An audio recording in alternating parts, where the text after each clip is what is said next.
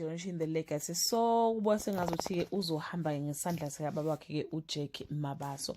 Hello everyone, welcome back to Sunny Live Show and thank you so much guys for tuning in. I'm here to update you of what's going to happen on Generation the Legacy from the 30th to the 4th of July 2025 on Monday. Kamogelo can't seem to cope with what he knows. Dao gets on the wrong side of his colleagues. Kumo is on a mission again. What is he planning on Tuesday? Mpho knows when he's being lied to. Lulu is tempted by an unexpected job offer.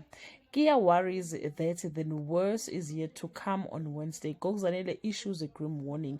Lucy's mood is spoiled by an unpleasant visit. Spare gets a mysterious call from a colleague on Thursday. Fikile urges Jack to do the right thing. Dao is slowly but surely getting fed up. Ausnokwazi shows her dark side on Friday. Bele is baffled about a mysterious bag of cash. Zondiwe throws a fit when she sees her cake. Kia is shocked by what the Inyanga want them to do.